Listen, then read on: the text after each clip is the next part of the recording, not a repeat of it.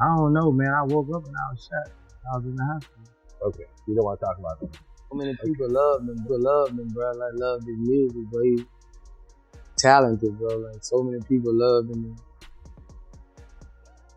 Loved his music, bro. Yeah. So I went to really go see Mo3 live. You know what I'm saying? And really just, be there for him. I had a show too.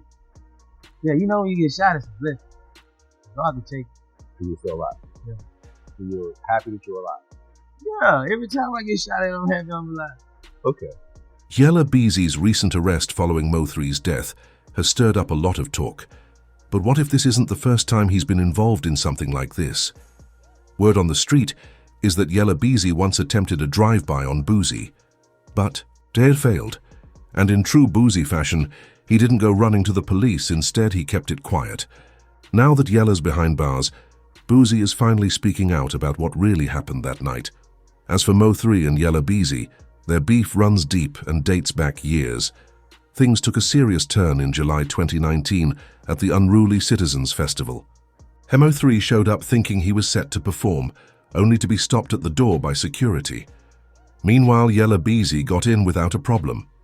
Furious, Mo3 jumped on IG Live and accused Beezy of using the police to block him from the show. But Yella wasn't having it.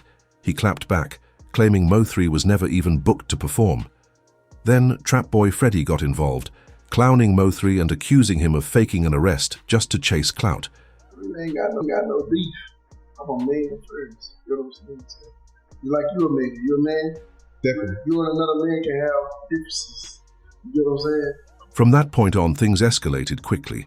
Mo3 took the disrespect personally and fired back with a full-blown diss track. That's when Let Me Find Out dropped, and he didn't hold back, calling out Boosie by name. It was no longer about subtle shots in interviews. This had turned into an all-out war. Around the same time, Roy Lee, an up-and-coming comedian from Oak Cliff and one of Mo3's closest friends, got involved. Roy publicly challenged B's street credibility, claiming he wasn't really from Oak Cliff. The tension boiled over, eventually leading to a physical altercation. I understand what you're saying, but Roy Lee just wanted to do like a celebrity boxing match. Before he wanted to fight, he didn't want to do a fight. He just talking about it.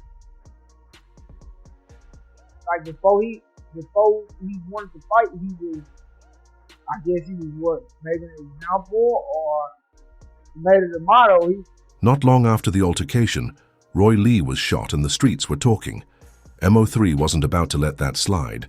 In what many believed was retaliation, he allegedly opened fire on Yella Beezy's car while it was on the Sam Rayburn tollway.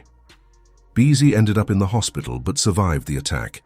Then on Roy Lee's birthday, Mo3 dropped the track 219, a move that many saw as his way of confirming who was behind the incident, further fueling the already intense feud. That's just me.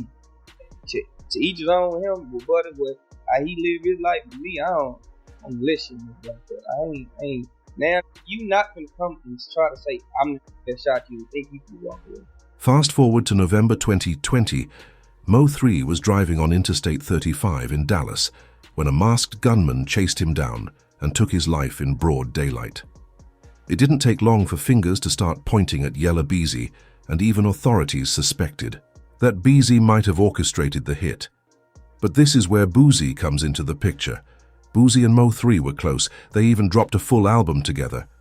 What many people don't realize is that Boosie nearly became a target himself, just for standing by Mo3 during the heated rivalry.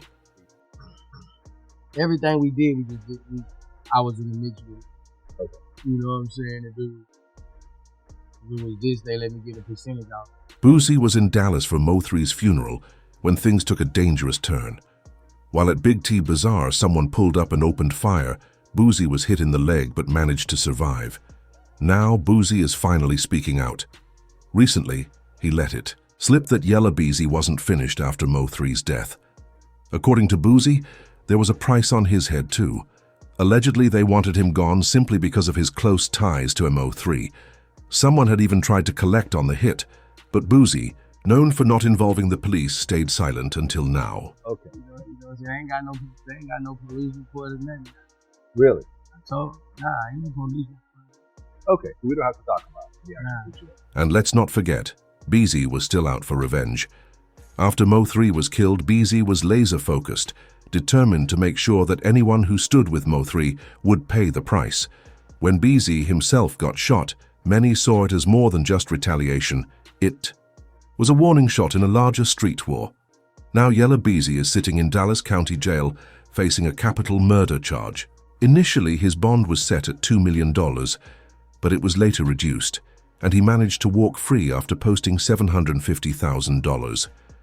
Still, let's be real.